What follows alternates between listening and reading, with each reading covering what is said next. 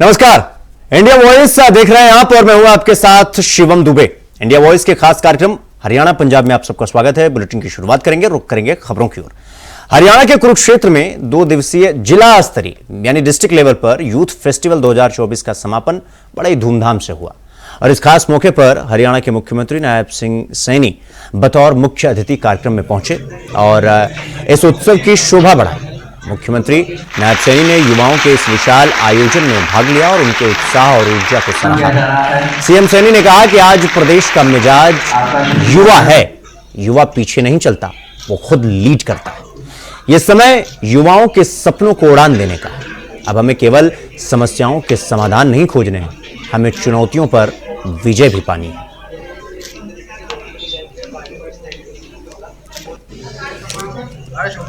आज प्रदेश का मिजाज भी युवा है और अंदाज भी युवा है। जो युवा होता है वह पीछे नहीं चलता, वह स्वयं लीड करता है।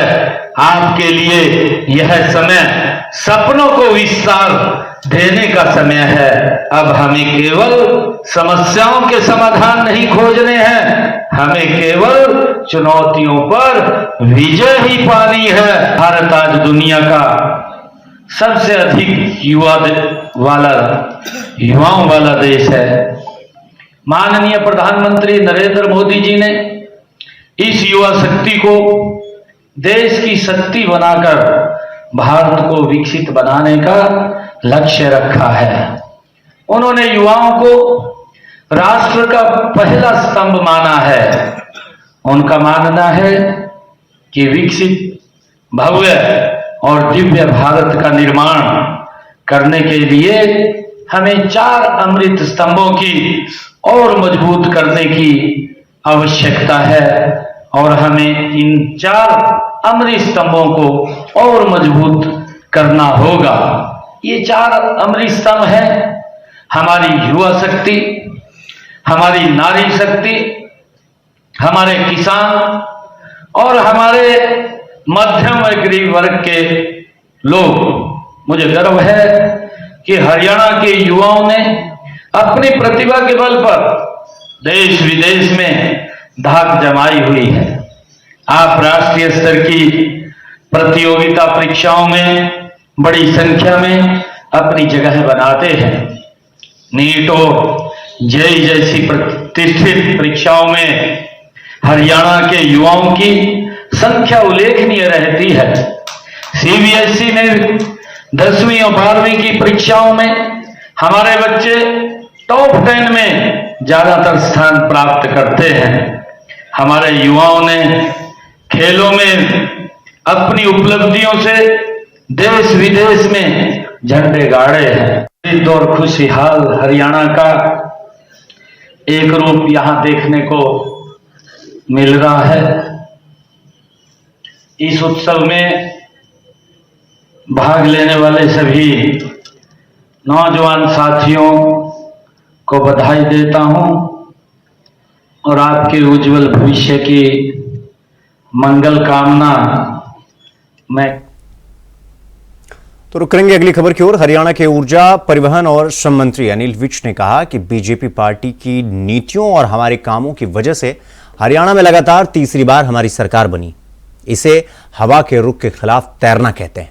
इसके अलावा उन्होंने कहा कि मैंने अंबाला छावनी में विकास कार्य करवाने के लिए अपना पूरा जीवन और जान लगा दी। यह आसान नहीं है। आज बाहर के लोग भी देखते हैं कि यहां इतने काम कैसे हो रहे हैं।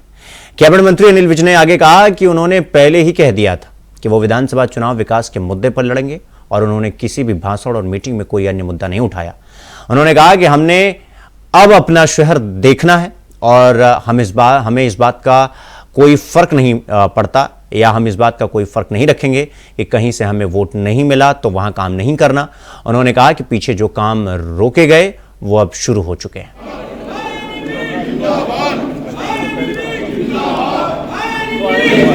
हमारी जानी पहचानी पार्टी, हम जानते हैं इस पार्टी को कि ये पार्टी कभी भी अपने फौजियों को बैरकों में नहीं भेजती। एक काम खत्म होता है तो दूसरा इन्होंने पहले ही तैयार किया हुआ। चुनाव बहुत चुनौतीपूर्ण चुनाव था, उसके बारे में हम जो पहली कार्यकर्ताओं की बैठक हुई थी काफी विस्तार से चर्चा कर चुके हैं। कई ताकतें मिलकर हमें हराना चाहती थी, लेकिन आप लोगों की ताकत ने उनको पछाड़ दिया।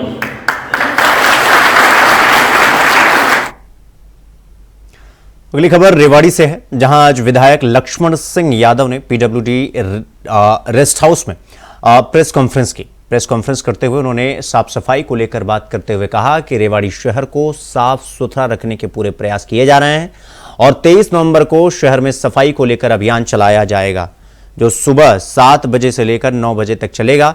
इस दौरान उन्होंने हरियाणा कांग्रेस के प्रदेश अध्यक्ष उदय भान पर भी जोरदार हमला बोला।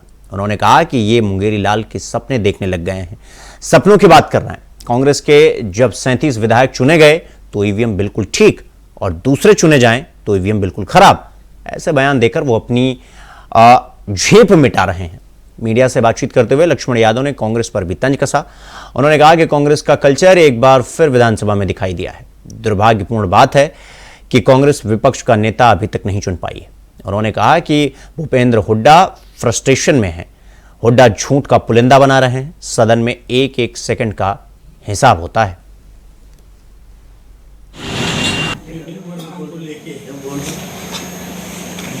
23 तारीख को वार शनिवार सुबह 7 से लेके और 9 बजे तक सर्कुलर रोड पर सफाई अभियान लोगों के साथ मिलके, प्रशासन के साथ मिलके सब लोग चला रहे हैं।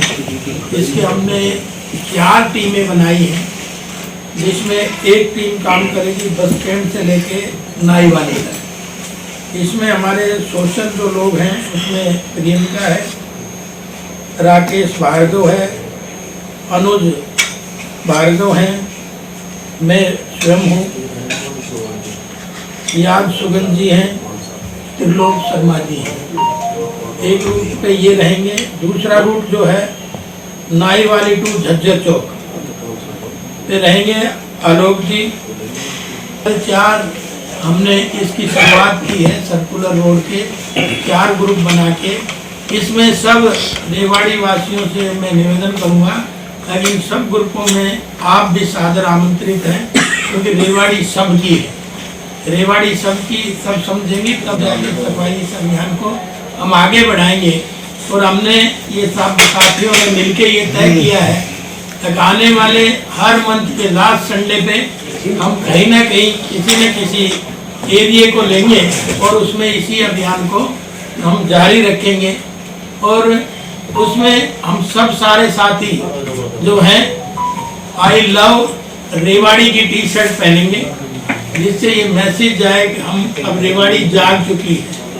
रेवाड़ी में अब सफाई अभियान बड़ी तेजी से चल चुका है, ताकि रेवाड़ी सुंदर लगे, रेवाड़ी अच्छी लगे।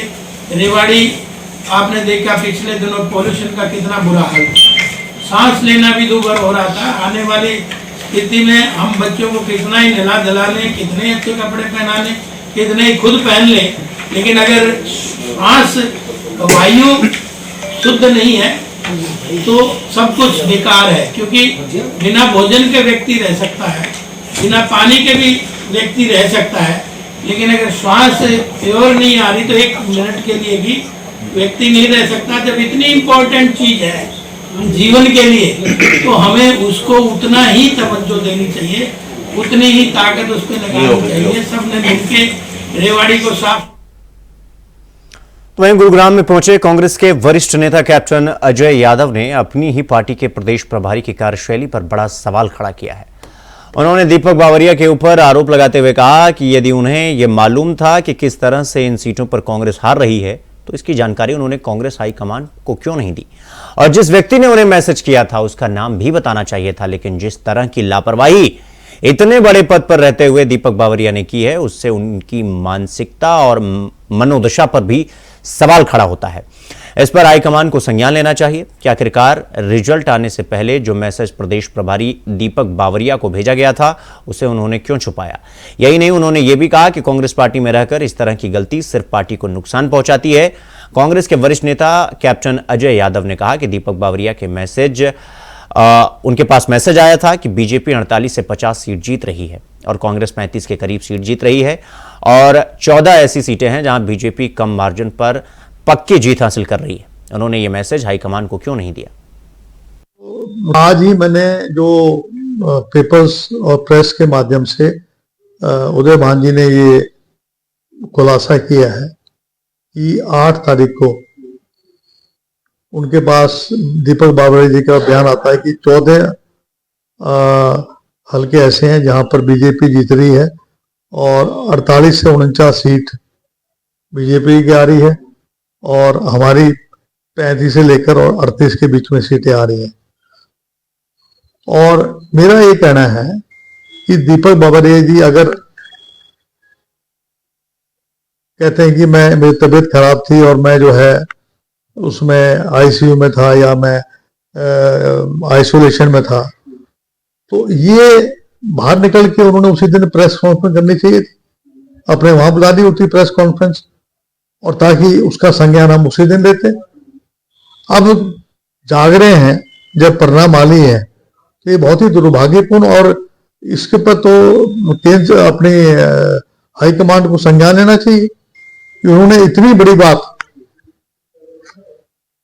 और वो कहते हैं कि अगर मैं जिस व्यक्ति ने मुझे मैसेज किया है उसका मर्डर हो जाएगा। अरे भैया, जब लोकतंत्र की रक्षा करनी है तो भाई कोई कुर्बानी भी दी जाती है। अगर आपको पता है किस व्यक्ति ने आपको दिया तो उसका नाम उजागर करें, क्यों नहीं करते उसका नाम। तो खबरों में आगे बढ़ेंगे। मॉनिटरिंग कमीशन के अध्यक्ष इकबाल सिंह लालपुरा ने करनाल के गांव शामगढ़ में जिला प्रशासन के अधिकारियों के साथ बैठक में भाग लिया। मीडिया से बातचीत में उन्होंने देश में खालिस्तान के समर्थन और हाल में कनाडा में हुए खालिस्तानी समर्थकों की घटनाओं पर कड़ा रुख अपनाया। इकबाल सिंह लालपुरा ने खालिस्तानी समर्थक गुरपत सिंह पन्नू पर भी निशाना साधते हुए कहा कि पन्नू जैसे लोग सिर्फ क्रिमिनल हैं। वो नाम चाहे पन्नू हो या छन्नू, लेकिन वो सिख नहीं हो सकते। वो केवल अपनी साजिशों और अपराधों में लिप्त हैं। सिख धर्म को इस तरह की गतिविधियों से कोई संबंध नहीं है। उन्होंने मॉनिटरिंग कमीशन की योजनाओं के बारे में भी बताया। उन्होंने कहा कि आयोग का मुख्य उद्देश्य मॉनिटरिंग समुदाय के लिए माइनॉरिटी समुदाय के लिए सरकारी योजनाओं को पहुंचाना और उनका लाभ सुनिश्चित करना है। बस देखने को मिल वो हम ले सकते हैं, लेकिन लोगों तक ये बात लेके जानी, इसके लिए इतनी स्कीमें हैं किसान की डेवलपमेंट के लिए, इंडस्ट्री के लिए, एमएसएमई के लिए, विश्वकर्मा स्कीम है। कोई भी ऐसा नहीं है। अब तो 70 साल के ऊपर के लोगों के लिए फ्री मेडिकल भी है। ये आम आदमी तक पहुंचे, इसके लिए काम कर। देखो, ये 2 तरह की है जो आप बात कर रहे हो। अगर किसी स्टेट में कोई एक धर्म के लोग मेजॉरिटी में है तो कुछ स्कीमें जो है उनके लिए अवेलेबल नहीं है, जहाँ बेनिफिट जो है वो वहाँ नहीं मिलते उनको। लेकिन जो नेशनल लेवल पे माइनॉरिटीज का फैसला गवर्नमेंट ऑफ इंडिया ने किया हुआ है, 6 माइनॉरिटीज जो है वो नेशनल लेवल पे उसको है, जिसमें इस्लाम को मानने वाले हैं, क्रिश्चियन है, सिख है, बौद्ध है, जैन है और उसके बाद पारसी है। पारसी की आबादी तो करीबन 70,000 है सारे देश में। तो उनकी तो आबादी बढ़ाने के लिए गवर्नमेंट स्कीम्स हैं कि वो उन्होंने देश के लिए बहुत काम किया, तो उनकी आबादी कहीं खत्म ना हो जाए, इसके लिए काम। नेशनल लेवल पे नहीं, स्टेट लेवल जो इम्प्लीमेंटेशन जो है वो तो स्टेट लेवल पे ही होती है। हर स्कीम जो है गवर्नमेंट स्टेट के साथ ही मिलकर करती है। हमारी स्कीम्स है, कुछ स्कीम इनकी अपनी भी है, तो ऑल स्कीम्स आर। तो वहीं हरियाणा सरकार ने स्वास्थ्य विभाग के डॉक्टरों, अधिकारियों और कर्मचारियों की हाजिरी मेंटेन करने के लिए जियो फेंसिंग ऐप अनिवार्य किया है, जिसमें किसी भी अधिकारी और कर्मचारी को अपने निर्धारित स्थान से 100 मीटर तक संकेत करेगी। अगर कोई कर्मचारी और अधिकारी 100 मीटर से बाहर होगा, उसका ऐप के माध्यम से पता चल जाएगा। जिसको लेकर तमाम स्वास्थ्य के डॉक्टरों, अधिकारियों और कर्मचारियों ने इस ऐप का विरोध करना शुरू कर दिया है। Haryana civil medical services association के जिला प्रधान डॉक्टर प्रदीप नागर ने बताया कि इस ऐप के चलते सभी कर्मचारियों की निजी जानकारी लीक होने और साइबर क्राइम का खतरा बना हुआ है। डॉक्टरों को केसों से संबंधित बाहर जाना होता है, अलग अलग केस आ जाते हैं उनके पास। नागर ने बताया कि अपने फोन में इस एप्लीकेशन को इंस्टॉल करने के लिए निजी डाटा देना पड़ता है, जिसके खिलाफ सभी कर्मचारी। जी, हमने कल मेमोरेंडम दिया है सीएमओ सर को। वो मेमोरेंडम जियो फेंस एप्लीकेशन के बारे में है। जियो फेंस एप्लीकेशन जो है ये गवर्नमेंट द्वारा लागू की गई है। इसके तहत सभी एक जियो फेंस एप्लीकेशन हमारे फ़ोन में डाली, सभी कर्मचारियों के फ़ोन में डाली जाएगी और वो जीपीएस से अनेबल्ड होगी। उससे वो हमारा फ़ोन में डाल के जीपीएस ट्रैकिंग के थ्रू अटेंडेंस लेंगे और वो अटेंडेंस अपने लोकेशन के आके 100 मीटर के दायरे में ही लगेगी और इसके अंदर हमारी पर्सनल डाटा उनसे लिया जाएगा। पर्सनल डाटा लेके वो डाटा डालने के बाद उसके बाद वो एक्टिवेट होगी। इसमें फ़ोन में जो डाटा हमारा और होता है उसके भी साइबर थ्रेट भी है और ये हमारा प्राइवेसी का ब्रीच भी है, जो सुप्रीम कोर्ट ने भी 2017 के अपने फैसले के अंदर कहा है। तो एसोसिएशन की तरफ से ये कॉल है कि भाई हम अपना डाटा, पर्सनल डाटा नहीं शेयर करेंगे और इस एप्लीकेशन अपने फ़ोन में नहीं डालेंगे। ये तो साइबर सिक्योरिटी का इशू है। उसके अंदर फ़ोन के अंदर हम थर्ड पार्टी एप्लीकेशन से करेंगे तो उसमें डाटा चोरी हो सकता है। दूसरा, एप्लीकेशन जो डालेंगे वो 24 घंटे ऑन रहेगी, वो जीपीएस के थ्रू हमारी लोकेशन ट्रेस करेगी और वो प्राइवेसी जो राइट टू प्राइवेसी का उसमें ब्रीच है।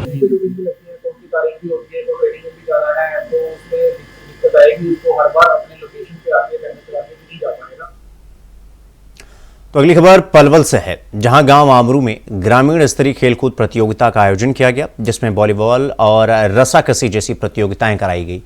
इस कार्यक्रम का उद्देश्य ग्रामीणों में खेलों के प्रति उत्साह को बढ़ाना और उन्हें कृषि और पशुपालन से संबंधित जानकारी प्रदान करना था। कृषकों के सीनियर एरिया मैनेजर राजकिशोर ने बताया कि कृषकों ने गांव आमरू को गोद लिया है और ये आयोजन इसी पहल के तहत किया गया है। इस अवसर पर उन्होंने किसानों को कृषि की आधुनिक तकनीकों से अवगत कराते हुए बताया कि वो अपनी फसलों के उत्पादन और गुणवत्ता का विशेष ध्यान दें। राजकिशोर ने कहा कि कृषकों द्वारा किसानों को रासायनिक खादों के बजाय जैविक खादों के उपयोग की सलाह दी जा रही है, क्योंकि जैविक खादों का प्रयोग करने से फसलों का उत्पादन बढ़ेगा और उनकी गुणवत्ता में सुधार होगा। गाँव को कृषकों द्वारा अंगीकृत किया गया है, गोद लिया गया है और कृषकों के द्वारा आज ग्रामीण खेलकूद प्रतियोगिता का आयोजन किया गया है, जिसमें वॉलीबॉल और रस्साकसी का खेल का आयोजन किया जाएगा।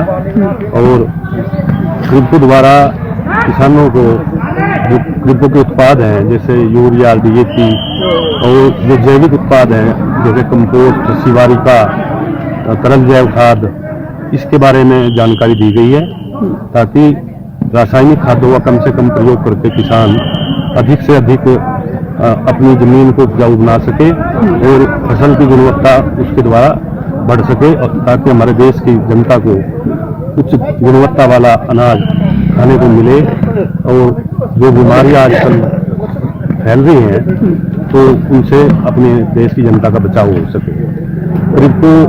इसके साथ साथ किसान सभाएं, प्रदर्शनी क्षेत्र, क्रोप सेमिनार, फसल विचार गोष्ठी, सहकारिता के लिए और अन्य कार्यक्रम भी आयोजित करती है। इसी गांव में हमारे कृषकों के द्वारा पशु स्वास्थ्य जांच शिविर का आयोजन किया गया था और पशुओं को जो मिनरल मिक्सचर वगैरह है, जो दवाइयाँ प्रेस्क्राइब डॉक्टर ने की थी वो भी। तो हरियाणा राज्य महिला आयोग की वॉइस चेयरपर्सन और एडवोकेट सोनिया अग्रवाल केंद्रीय कारागार का निरीक्षण करने पहुंची, जहां उन्होंने महिला बंदियों से बातचीत करते हुए जेल में दी जाने वाली सुविधाओं के बारे में जानकारी ली। वहीं कार्यकारी जेल अधीक्षक अमित कुमार ने वाइस चेयरपर्सन को गुलदस्ता देकर उनका अभिनंदन किया। चेयरपर्सन सोनिया अग्रवाल ने कहा कि आयोग द्वारा महिलाओं के लिए जरूरी काम किए जा रहे हैं। कानूनी अधिकारों के बारे में समय समय पर शिविर लगाकर उन्हें जागरूक करने का भी काम किया जा रहा है।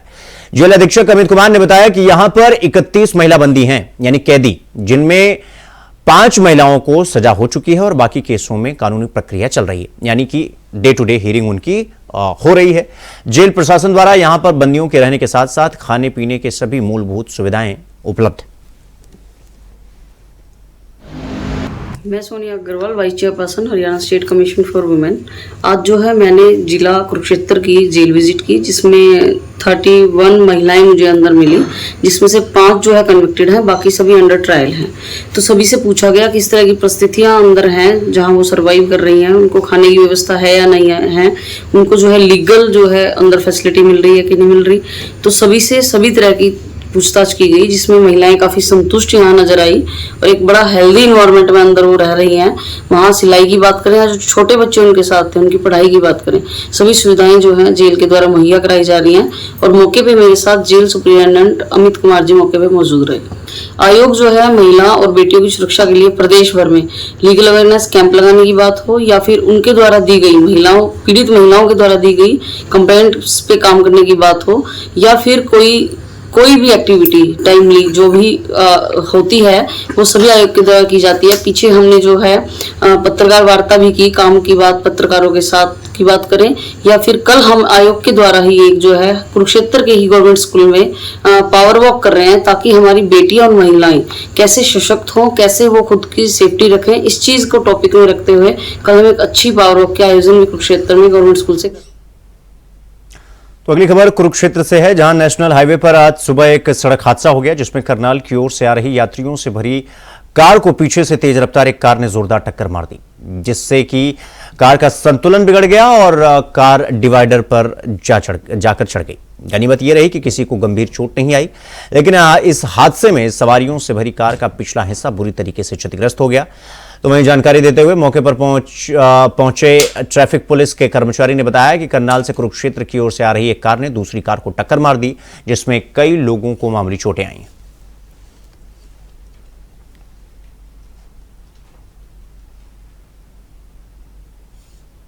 तो वहीं पटियाला में पुलिस ने नशे के खिलाफ कार्रवाई करते हुए एक युवक को नशे की 700 गोलियों के साथ गिरफ्तार किया है। आपको बता दें कि पुलिस अधिकारी ने जानकारी देते हुए बताया कि सूचना मिली थी कि एक युवक नशे की 700 गोलियां तस्करी के लिए ले जा रहा है और पुलिस ने युवक को गिरफ्तार कर लिया है और युवक के खिलाफ कार्रवाई की जा रही है।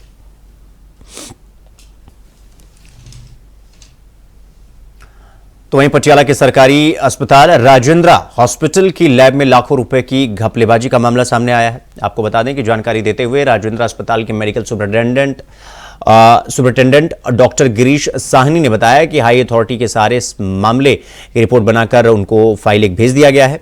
इसके ऊपर अब जांच कमेटी बनाई गई है जो सारे तथ्यों को सामने लाएगी।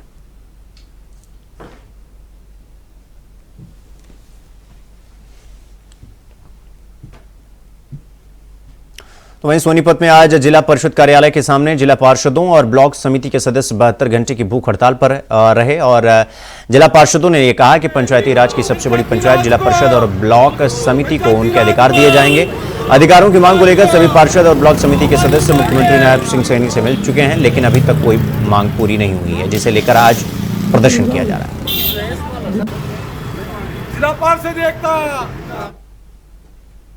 तो वहीं मोगा जिले के गांव रतिया में एक दिल दहला देने वाला हादसा हुआ है, जब 9 साल के एक बच्चे की मौत हो गई। यह घटना तब घटी जब बच्चा अपने घर की छत पर पतंग उड़ा रहा था और 11,000 वोल्ट की बिजली की तारों की चपेट में आ गया। हादसे के बाद पूरे गांव में मातम का माहौल छा गया। मृतक बच्चे का नाम एकम बताया जा रहा है, जो रोज की तरह अपने छत पर अपने भाई के साथ पतंग उड़ाने गया था। उसकी मां ने बताया कि वो किसी काम से घर के बाहर खड़ी हुई थी और तभी किसी ने आकर बताया कि उसके बेटे को करंट लग गया है। जब वो मौके पर पहुंची तो देखा कि एकम की मौत हो चुकी थी।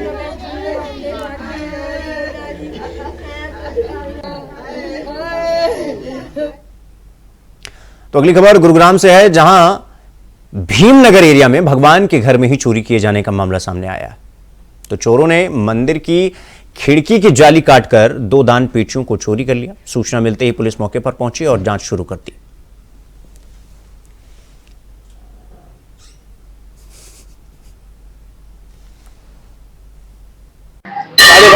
जाली काट के और ये अंदर आए हैं। एक बंदा जाली काटता रहेगा और एक बंदा बाहर रेकी करता रहेगा, ध्यान रखता रहेगा। और काट के अंदर एक बंदा अंदर कूदा है, वो कूद के पीछे से वो सामने वाला गेट खोल के अंदर घुसे हैं। सारी तहकीकात करी मंदिर की और पंडित की गीत भी सारी सीट खोली, कपड़े लत्ते सारे खिंडे हुए थे और एक बड़ा माता का रखा था, बड़ा गोलक ले गए और एक छोटी गोलक ले गए। इसके अंदर 16 नवंबर का हमारा मंदिर का फंक्शन था, उसमें भी ही हमने सारा दान उसी के अंदर था। 3 महीने से पेटी नहीं खोली थी और वही हमने दान खोल के सबका भुगतान करना था फंक्शन का, टेंट वाले का, हलवाई का, लाइट वाले का, सबका पेमेंट देनी थी। मैं खुद बाहर गया हुआ था, आया तो खोली थी दान पेटी और वो रात को ही चोर उठा के ले। तो हरियाणा पंजाब में फिलहाल अभी के लिए बस इतना ही। देश और दुनिया की तमाम खबरों को देखने के लिए देखते रहिए इंडिया वॉइस। नमस्कार।